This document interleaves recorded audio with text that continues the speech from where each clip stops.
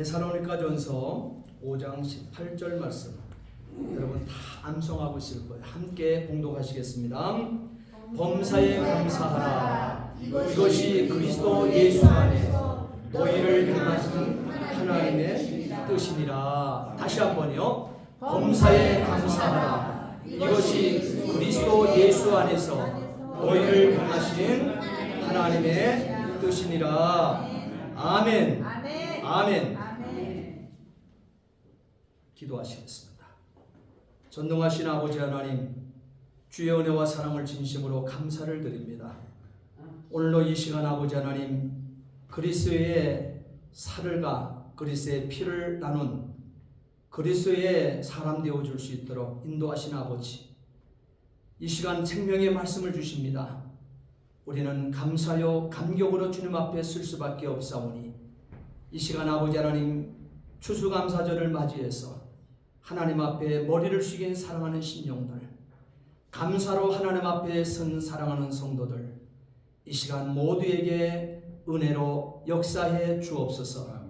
생명의 말씀을 아버지께서 주실 때에 하나님 아버지 모든 심령들이 아멘하게 주옵소서.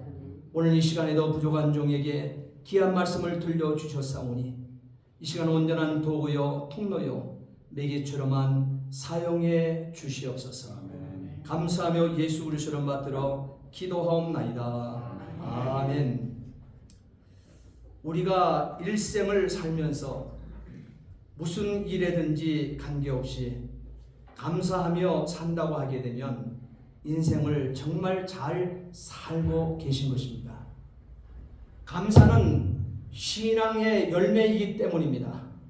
사람이 동물의 세계와 다른 것이 있다고 하게 되면 사람은 감사할 줄 알면서 산다는 것입니다. 그래서 그 사람의 됨됨이는 감사하는 것을 보아서 그 인격의 성숙을 알 수 있다 할 것입니다. 어떤 사람은 감사한 일이 있는데도 감사하지 않습니다. 그러나 어떤 사람은 감사할 일이 없는 것 같은 때에도 감사하는 사람이 있습니다. 그런 사람을 가리켜 전인격적인 하나님의 사람이라 할 것입니다. 요즘 우리들은 감사에 너무 인색함을 느낍니다.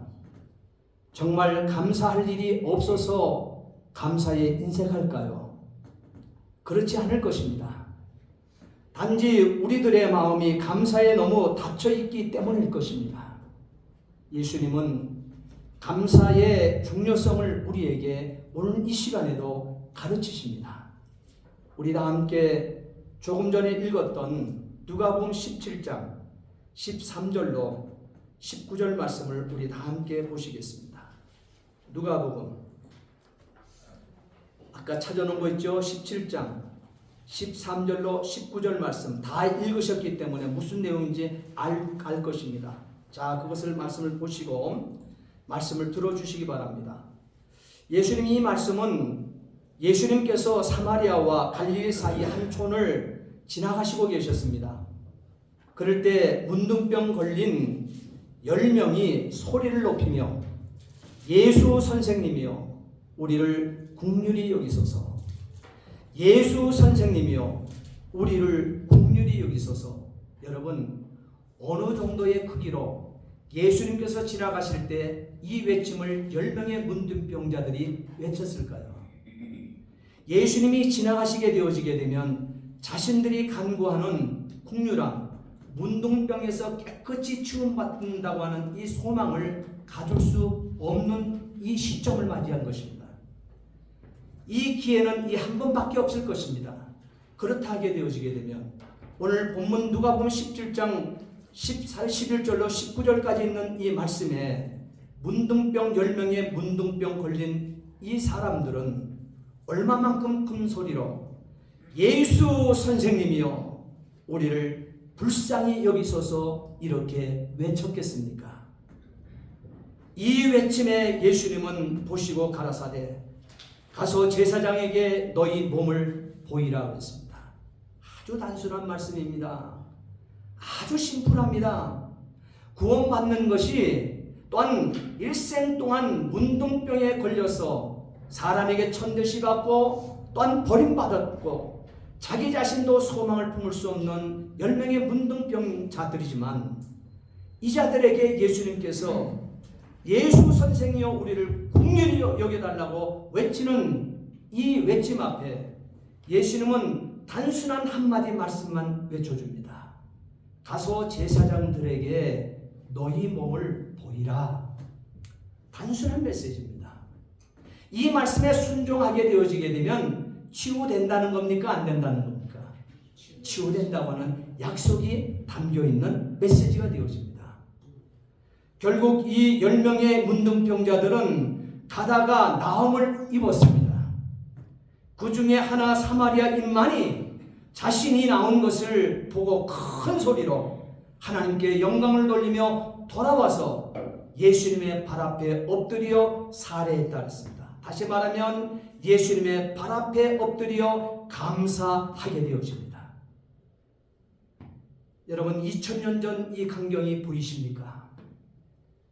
여러분 2000년 전 이 현장에 이 소름 돋는 이 놀라운 기적, 이 놀라운 역사가 지금 느껴지십니까? 제사장에게 가는 마음과 그 순간 예수가 먼저 생각나는 그 마음의 경계 말입니다. 그 경계선, 제사장에게 달려갈 것인가? 나를 고쳐주신 예수님께 발걸음을 옮길 것인가? 그 경계 말입니다. 그 경계선이 여러분 느껴지십니까? 그 경계가 보이십니까? 사마리아 사람은 진정한 감사를 선택했습니다. 감사는 이런 작은 차이에서 시작되는 거 아닙니까? 제사장에게로 갈 것인지 아니면 예수님에게로 먼저 갈 것인지 정하는 것은 개인에게 있는 것입니다. 사마리아 사람은 병이 나은 것을 알게 되었을 때 고쳐준 예수님이 보였습니다. 예수님은 나음받은 자들을 찾으셨습니다. 10사람이 다 깨끗함을 받지 아니하였느냐? 이방인 외에는 선민이 아닙니다. 말씀을 들은 선민이 아닙니다. 말씀 훈련이 된 선민이 아닙니다. 말씀을 듣지 못했던 이방인 중에서 이방인 외에는 하나님께 영광을 돌리러 돌아온 자가 없느냐? 심각한 지적이십니다. 감사하는 확률은 오늘 이 본문을 통해서 보게 되면 따라합시다. 10분의 1. 감사의 확률은 10분의 1. 10명이 문둥병이 걸렸습니다. 예수님께 10명이 다 고침받았습니다. 예수님께 달려와 감사할 줄 아는 심령은 10명 가운데 1명뿐이었습니다. 그것도 말씀 훈련이 되지 않고 말씀을 받지 않았던 이방인에게서만 감사가 이루어졌다는 사실입니다.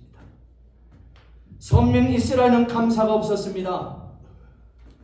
감사를 배운 자들의 감사는 없었습니다. 누구나 할 수 있는 평범한 일이라 하겠지만 우리는 이만큼 완악한 자들이라는 점을 잊어서는 아니 된다는 사실입니다. 우리는 감사의 훈련을 경건의 훈련으로 거듭 힘써야만 합니다. 실천하는 행동이 없이는 허울 좋은 이 껍데기에 지나지 않기 때문에 그렇습니다. 그러기에 감사 없는 생활은 축복 없는 생활이라고 성경은 구체적으로 기록을 여러 군데 남겨두고 있습니다. 감사라고 하는 이 단어가 이토록 아름답고 중요하지만 모든 사람들이 감사하는 마음을 가지는 것은 아니라고 하는 사실이에요. 그것을 예수님께서 안타까워하시며 귀한 말씀을 선포하고 있다는 사실이에요. 감사할 줄 아는 마음은 은혜를 은혜로, 감사한 일을 감사한 일로 깨닫는 능력이 있을 때에만 가능하다고 하는 사실인 것입니다. 우리는 분명코 생각해 봐야만 합니다. 우리 주변에 여러분이 키우는 그런 동물들을 보면서 여러분 주변에 여러분 잘 보면서 양육하는 그런 것이 동물들이 있다 하게 되면 여러분 잘 생각을 해보세요. 맛있는 음식을 그들에게 배부르게 얻어먹였다 할지라도 그 강아지나 돼지가 주인에게 감사하다고 인사하는 법은 없지 않습니까? 러시아의 대문호 톨스토예 불스키는 이런 말을 합니다. 인간은 감사할 줄 모르는 두 발 달린 동물이다. 같은 인생이 대문호가 얼마나 안타까웠으면 솔직하게 우리 인간의 심성을 그대로 그렇게 표현하고 있습니까? 오늘 사도 바울은 골로새서 3장 15절 말씀에 감사하는 자가 되라 했습니다. 감사하는 자가 되라 이렇게 선포하고 있습니다. 아주 중요한 말씀입니다. 감사는 환경 문제가 아니지 않습니까? 감사는 어떤 조건의 문제도 아닙니다. 이것은 거듭남의 문제인 것을 깨닫고 살아야만 한다는 사실이에요.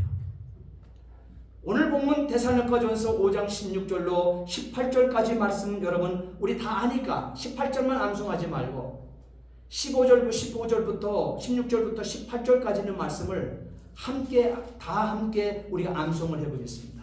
자, 항상 기뻐하라. 쉬지 말고 기도하라. 범사에 감사하라. 이것이 그리스도 예수 안에서 너희를 향하신 하나님의 뜻이니라. 이렇게 말씀하셨습니다. 이 대목에서 세 마디 어휘가 눈에 확 들어오지 않습니까? 따라합시다. 항상 기뻐하라. 쉬지 말고 기도하라. 범사에 감사하라. 이 세 어휘가 눈에 싹 들어오잖아요. 이 세 마디를 가만히 여러분 읊어보세요. 어떤 조건이 거기 달려있는가? 어떤 조건과 관계없이 감사는 범사에 할렐루야, 기쁨은 항상 할렐루야, 기도는 쉬지 말고 할렐루야. 여기에 무슨 환경과 조건의 관계가 있겠습니까? 단지 믿음으로 항상 기뻐하는 자, 쉬지 말고 기도하는 자, 범사에 다시 말하면 모든 일에 어떤 형편에서든지 무슨 일이 일어나도 우리는 이 모든 것에 감사하는 자가 되라는 말씀이 되어지는 것이죠. 이것이 범사가 되어지는 것입니다. 바울은 거기에 머물지 않습니다.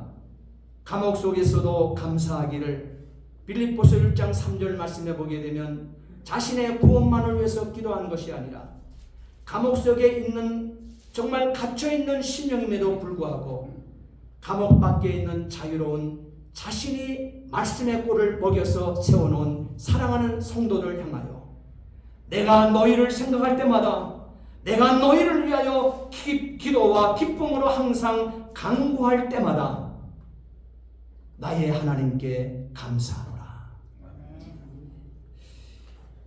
곧 바울의 그 삶은 이리 봐도 감사, 저리 봐도 저리 생각해도 감사. 이 바울에게는요 감사가 생활화되어 있으며 또한 감사가 체질화된 감사라고 하는 점을 우리는 발견하게 되어집니다. 이런 그리스도 예수 안에서 그리스도 예수의 능력으로 바로 이 말씀이 가능하게 한다는 점도 오늘 데살로니가전서 5장 18절은 우리에게 답을 줍니다. 여러분, 우리는 감사할 수 있음에도 불구하고 감사할 거리를 많이 얻었음에도 불구하고 감사하지 못하고 사는 그 이유가 어디 있습니까? 예수 안에서 예수님의 능력으로 그 감사가 가능하다고 했는데, 그러면 우리가 감사할 수 있는 조건이 있고 감사할 수 있는 은혜를 많이 받았음에도 불구하고 감사하면서 살지 못하고 있다 하게 되면 내 안에 예수가 없다고 하는 것이 아닙니까? 교회는 나오고 있지만은 내 안에가 예수가 없다고 하는 거 아십니까? 나는 예수 믿는 가정에서 태어났고 모태 신앙자지만 내 안에 예수가 없다는 거 아닙니까? 분명코 범사에 감사할 수 있는 사람은 그리스도 예수 안에서만 감사할 수 있다고 했습니다. 그리스도 예수의 능력으로만 가능하다고 말씀하셨습니다. 감사의 생활 방식이 하나님이 뜻이기 때문에 그렇습니다. 이 뜻은 아무에게나 적용되는 것이 아니라 그리스도 예수 안에 거하는 자들에게만 해당되는 것입니다. 나의 주인이신 하나님은 성경에 자세히 아주 친절하게 기록하여 가르쳐 주십니다. 따라합시다. 거저 받았으니 거저 주어 아까울 것 없는 인생. 거저 받았으니 거저 주어 아까울 것 없는 인생이라고 예수 만나 깨닫게 된 이 소중한 비밀 우리에게 가르쳐 주셨습니다. 나의 주인이신 하나님은 나를 이 가을 들녘에 세워놓으시고 뭐라고 하실까요? 누구에게나 동일하게 하고픈 이 말씀이 바로 이 말씀이 되어질 것입니다. 예수 만나 예수님 하신 일을 흉내라도 내보라고 하는 예수님의 그 조그만 메시지, 이 소원을 여러분 한번 새겨보시기 바랍니다. 빈손으로 온 우리 아닙니까? 빈손으로 주인 앞에 우리는 서야 될 심령들 아닙니까? 다 그럼에도 불구하고 왜 다 내 것 아님을 예수님께서 미리 가르쳐 주셨음에도 불구하고 아직도 미련을 가지고 내 것 아닌 것에 생명을 걸고 시간을 다 낭비하며 인생을 보내고 있냐는 사실이죠. 다 내 것 아님을 미련 맞지만 뒤늦게라도 깨닫고 살게 하신 하나님께 오늘 이 시간은 감사할 날이라는 거예요. 특별히 감사할 날이라고 하는 사실인 것입니다. 복음을 듣고 영생을 얻은 우리 아닙니까? 누군가의 수고에 의하여 생수의 강이 흘러서 내게 들어오지 않았습니까? 나는 그 내게 흘러들어오는 이 생수를 마셔 구원 얻은 자 아닙니까? 나 혼자 믿고 천국 가겠다고 하는 생각 이제는 벗어 던져버리세요. 그리고 먼저 믿어 구원받은 우리 손에 또한 나의 이웃의 손을 잡고 나의 가족의 손을 잡고 키워줘 추수할 들녘에 함께 서서 우리 서로 힘을 모으고 우리 서로 마음을 모아 추수 일꾼 함께 되어져 보면 어떨까 하는 것입니다. 아멘.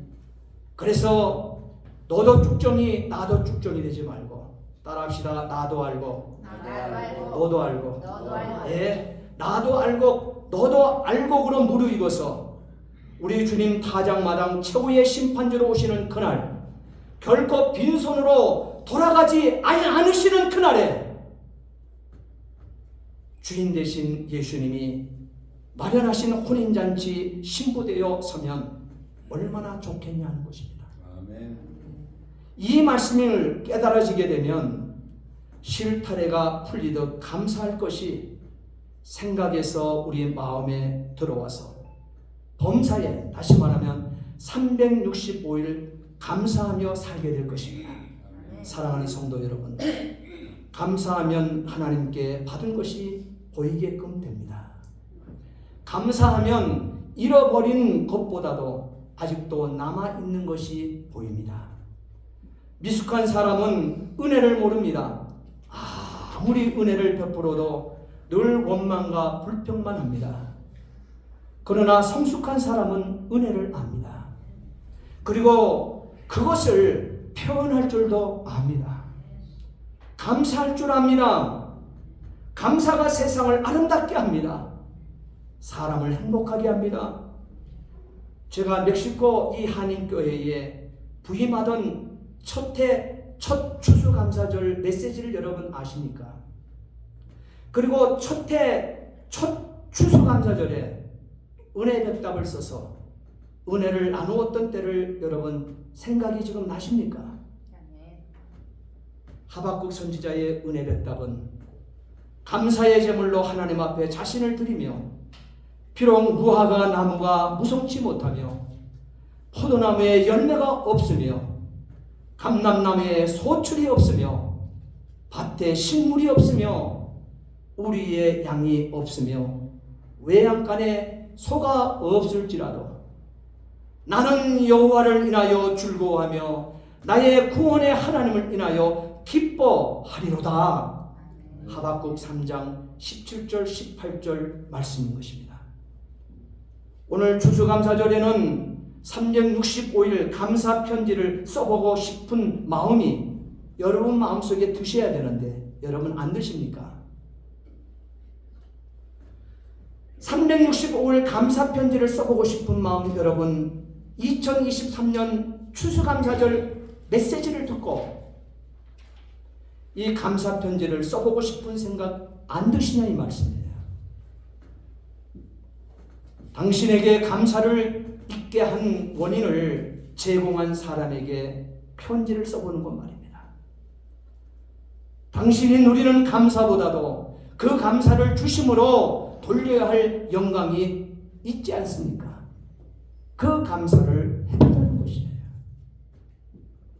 오늘 우리가 드린 감사로 예수님께서 기뻐하십니다. 나의 이웃이 기뻐하고 행복하게 살아날 것입니다. 기도하시겠습니다. 전능하신 아버지 하나님, 주의 은혜와 사랑을 진심으로 감사를 드립니다. 오늘 아버지 앞에 추수감사절을 맞이해서 감사하기를 원합니다. 감사하기를 원합니다. 아버지 하박국 선지자의 은혜의 백답을 들었습니다. 나는 여호와를 인하여 즐거워하며 나의 구원의 하나님을 인하여 기뻐하리라고 하는 이 고백과 이 은혜의 백답이 나의 백답 되게 해 주옵소서. 감사하며 예수 그리스도 이름 받들어 기도하옵나이다. 아멘.